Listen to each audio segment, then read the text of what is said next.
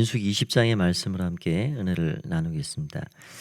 민수기 20장은 모세와 함께 이 광야 여정을 함께하였던 미리암, 아론, 누나이고 또 형이죠.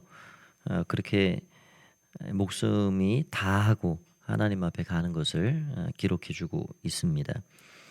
또 주된 내용은 이 무리바 사건인데요. 물이 없으므로 불평했고 그럴 때 하나님께서 어떤 은혜를 주셨는지에 대해서 나오고 또 에돔 땅을 지나가는 그 과정이 어떠했는지 그거에 대해서 설명해주고 있습니다. 여기 1절이 그렇게 시작을 하는데 이 시간차를 우리가 좀 확인을 할 필요가 있습니다. 1절의 첫째 달에 이스라엘 자손 곧 온 회중이 신광야에 이르러 백성이 가데스에 이르더니 이렇게 되어 있는데요. 이 첫째 달만 이야기를 하고 있고 언제 몇 년 이제 그것을 말해주고 있지 않습니다. 그런데 이제 보통 학자들은 이 20장에 내오는 이 미리암과 아론의 죽음 또 에돔 땅을 지나가는 이런 사건들을 통해 볼 때 이 가데스라는 데는 12명의 정탐꾼이 파송되었던 땅이고 그 땅에서 잘 준비하여서 약속의 땅으로 올라가려고 했던 땅입니다. 그래서 이 첫째 딸이라는 것은 40년째 첫째 딸일 것이다. 보통 그렇게 생각을 합니다. 그래서 이 19장과 20장은 상당한 시간 간격이 벌어져 있는 상태이죠. 그렇게 보면 38년 시간차를 두고 있는 것입니다. 그래서 38년 동안 이렇게 저렇게 이 광야의 노정을 다 돌고 끝내고 다시 원위치로 가데스라는 곳으로 돌아오게 된 것이죠. 거기에서 미리암이 다 그 생명이 지내서 장사가 되니라 그렇게 되었고요. 그때 40년이 지난 시간임에도 불구하고 참 하나님의 많은 다루심을 받았죠. 그런데 아직까지도 그들이 상황 안에서 이렇게 원망하고 불평하는 그래서 모세와 다투는 일들이 생기고 있는 걸 보게 됩니다. 이게 3절에 보면 그렇게 되어 있습니다. 백성이 모세와 다투어 말하되 우리 형제들이 여호와 앞에서 죽을 때에 우리도 죽었더라면 좋을 뻔하였도다. 죽는 일들이 많이 있었죠.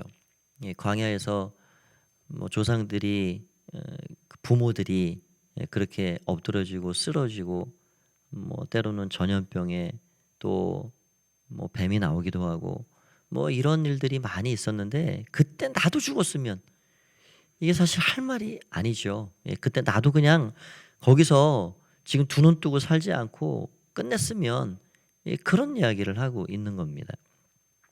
그러면서 어떤 말을 이어가냐면 여기 4절 5절에 그렇게 되어 있습니다.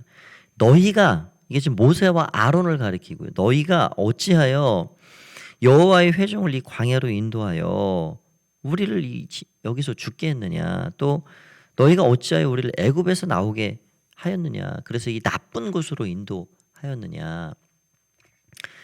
지금 이 백성들의 이 전체는 그렇지 않겠지만 이 모세 앞에 찾아와서 모세와 다투고 있는 이 백성들, 지금 이 불평을 쏟아놓고 있는 백성들의 이 말의 요지는 모세하고 아론에게 집중이 되어 있습니다.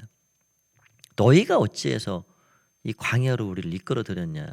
왜 너희가 애굽에서 우리를 이렇게 끄집어냈느냐?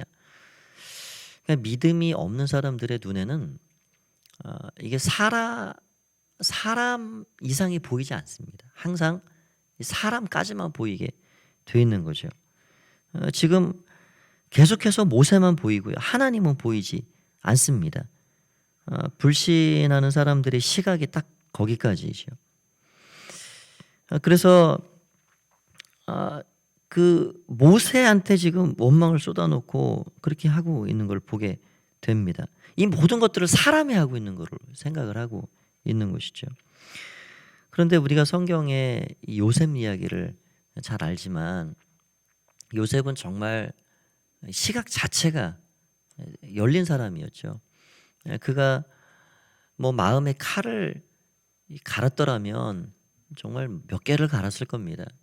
얼마나 그 원수들이 많았을까요? 이 형님들도 그렇고요. 생각하면 얼마나 원통하고 분통하고 정말 밥이 넘어가지 않을 정도로 그냥 주저앉아 탄식하고 두고 보자 그렇게 할 만한데 또 보디발의 아내 그렇게 열심을 다하고 충성을 다했는데 누명을 뒤집어 쓰고 감옥에 들어가고 여러 개의 칼을 갈 만한 그런 상황에도 불구하고 이 나중에 곡식이 다 떨어져서 형들이 찾아오잖아요. 애굽 땅으로 찾아왔을 때 요셉인 줄 알고 벌벌 떱니다.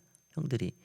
그때 아주 정말 인간으로서는 하지 못할 어떻게 이런 말을 할 수 있을까? 형님들 두려워하지 마십시오. 걱정하지 마십시오.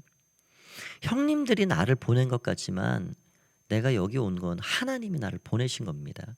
만민의 생명을 구원하려고 하나님이 먼저 나를 보내신 겁니다. 여러분 이게 쉬운 말이 아니죠. 지금 이 이스라엘 백성들은 모세와 아론 앞에 찾아와 가지고 하나님이 우리를 여기까지 이끌어 주셨다. 전혀 그런 고백도 그런 말도 하지 않죠. 모세 당신이 우리를 여기로 이끌어 낸 거 아니냐. 지금 그렇게만 계속 이야기를 하고 있는 겁니다.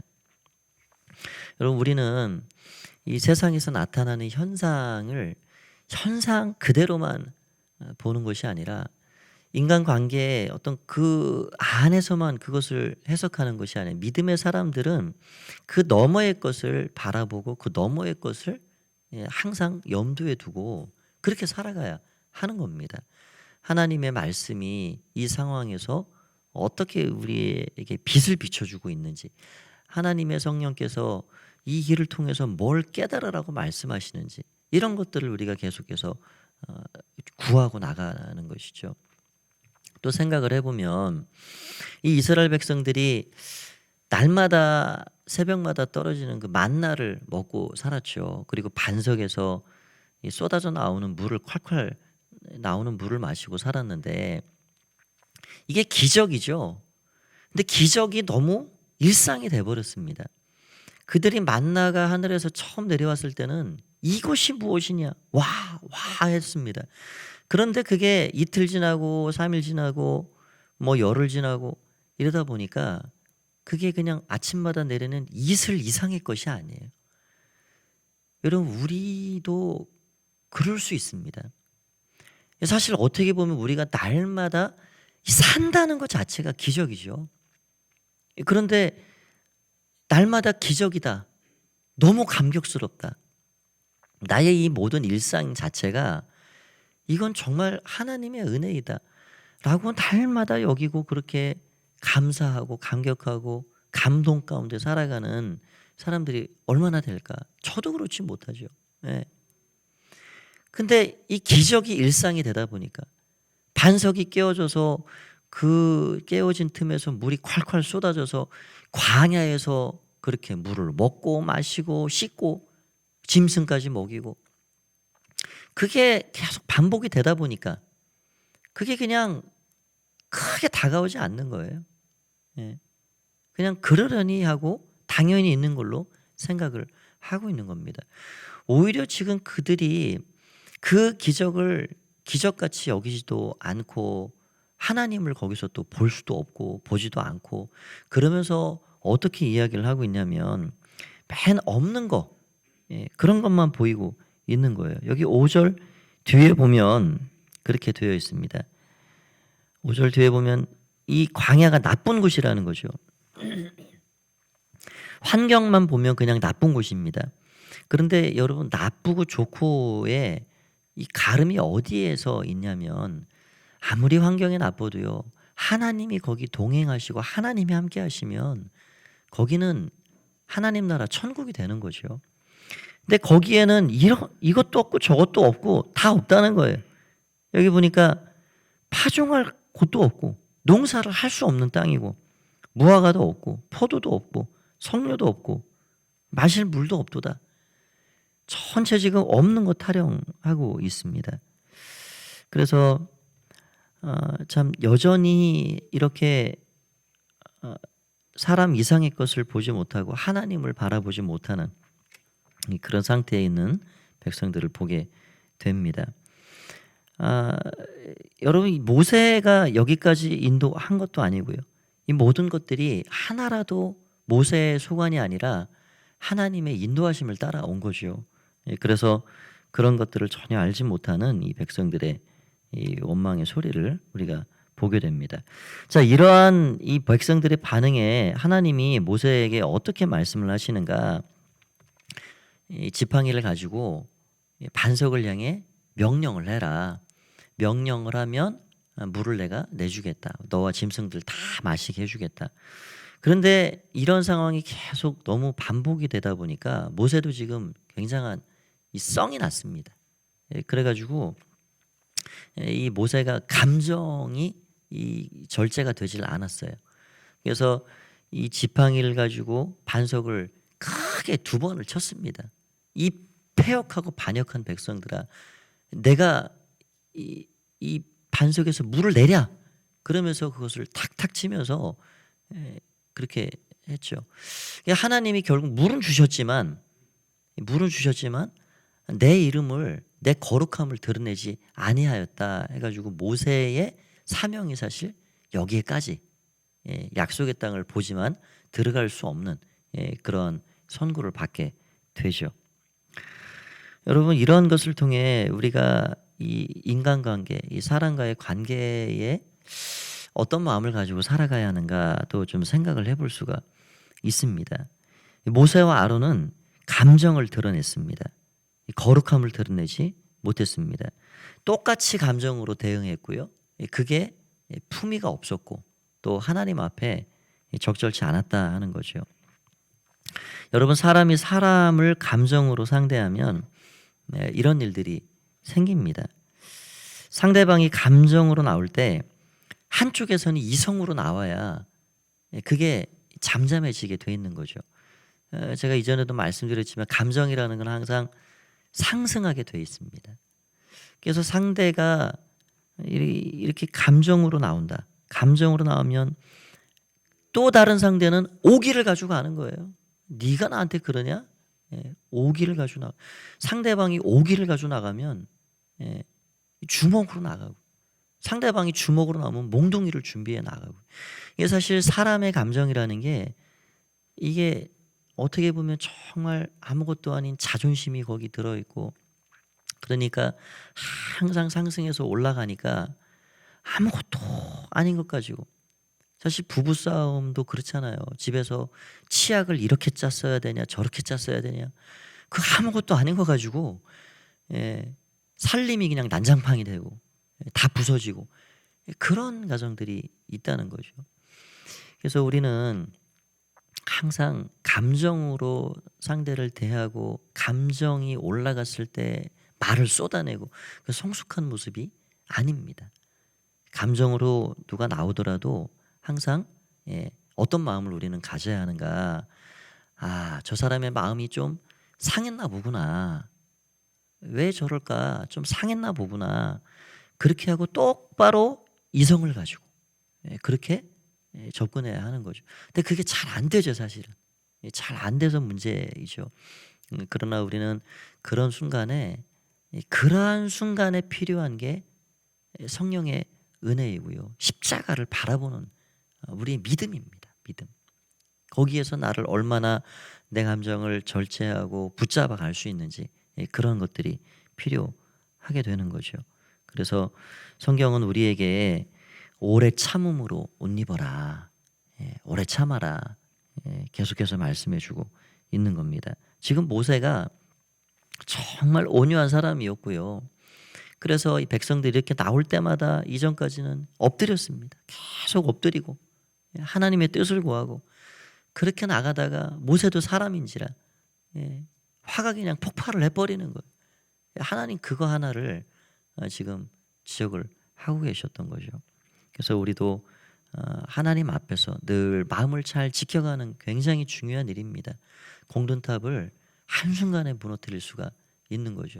우리가 하나님의 그래서 그 주신 마음, 주신 은혜 잘 지키고 다스려 가야 한다는 것을 생각해 보게 됩니다.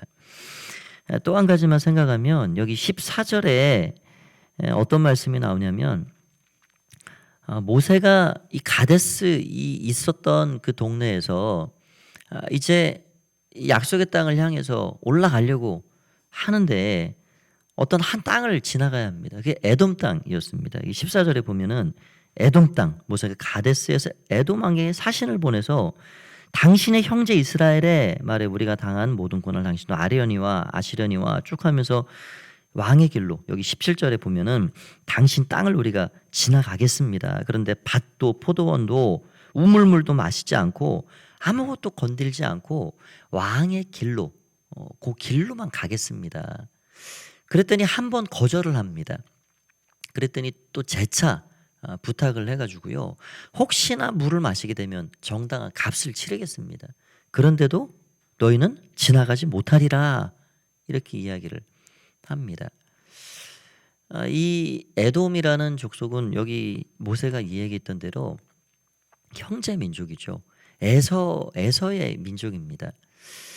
근데 남남이라도 사실 이렇게 정중하게 두 번이나 부탁을 하면 그게 뭐 손해날 게 없는 거 아니에요. 부탁을 들어줄 만한데 이 형제 민족이 지금 너무나도 배려도 없고 인간성이 되지 않게 이렇게 지금 이야기를 하고 있는 것이죠. 여러분 이것을 누가 기억을 하셨냐면 하나님이 기억하셨습니다. 그러니까 우리가 이 사람의 말로 표현하면 하나님이 벼르시고 계신 거예요. 이게 참 표현이 하나님께 쓰기가 그렇지만 하나님 꼭 그런 면들이 있으십니다. 그러니까 우리가 십자가 앞에 예수 그리스도의 보혈로 죄를 용서받기를 구하고 나가면 너가 지은 죄 내가 기억조차도 아니하겠다. 다 나는 모른다 하고 그렇게 다가오시지만 하나님의 백성들이 나아가는 길을 막는 하나님 나라의 이 확장을 가로막는 회방하는 이러한 자들의 그 죄는 아주 마음에 이렇게 끝까지 간직하고 계신 걸 보게 돼요. 그래서 우리가 사무엘상도 살펴봤지만 사울 왕에게 하나님이 부탁한 게 뭐냐면 아말렉을 끝장내라. 씨를 말려라. 왜냐하면 출애굽기 17장에 보면 이와 비슷한 내용이죠. 나가려고 하는데 칼 들고 나온 거예요. 그래서 그 길을 가로막는 그 사람들을 완전히 처단해라. 지금 오늘 에돔도요. 이사야서나 이 오바댜서 같은 데 보면 이 에돔에 대한 이 심판이 얼마나 불같으신지 안 잊으십니다. 하나님께서 마음에 이것을 잊지 않으십니다. 여러분 우리가 이런 거를 늘 생각하고 살아야 합니다. 요한계시록에 보면 이 모든 세상의 악은 거기서 끝장이 나죠. 완전히 판결이 끝나버립니다. 하나님께서요. 교회를 회방하고 믿음의 사람들이 하나님 앞에 살아가는데 방해하고 핍박하고 여러분 이런 일들이 우리에게는 연단이요 기도의 제목이요 하나님의 은혜를 구하는 일들로 하나님이 우리에게도 어떤 뜻을 나타내시지만 성령을 회방하고 하나님의 백성들이 나아가는 길을 가로막고 하나님 그거 절대로 잊지 않으신다는 거예요. 하나님 최종 판결자가 되시고요. 그 최종 판결하시는 분께서 공의로 판결을 하십니다. 벼르십니다. 오늘 이 에돔 족속이 아주 못됐죠. 사실 형제 민족이 아무것도 안 건드리고 지나가겠다 하는데 못 지나가게 하는 거죠. 여러분 이 학자들은 이 에돔 땅으로 지나가면은 금방 올라갈 길인데 이게 200km 이상 후진해서 다시 가야 된다. 그런 이야기를 하면 엄청난 길이죠. 그러니까 모세가 두 번이나 간청을 하는데도 매몰차게 그렇게 거절을 하는 것을 보게 됩니다. 말씀을 정리합니다. 우리의 삶에 늘 하나님이 주시는 영적 안목이 필요합니다. 사람과의 관계 안에서 하나님이 어떻게 인도해 가시는가 그런 영적 안목을 가지고 살아가야 하겠고요. 또 우리는 하나님이 주시는 그 은혜 안에서 정말로 하나님이 나를 이끌어 가신다. 그리고 모든 세상의 악도 하나님이 심판하신다. 예, 그런 마음을 가지고 나아가되 감정으로서가 아니라 감정을 잘 다스리고 절제하고 그래서 하나님이 정말 원하시는 그런 마음을 가지고 하나님 앞에 살아가야 한다 하는 것을 오늘 생각할 수 있습니다.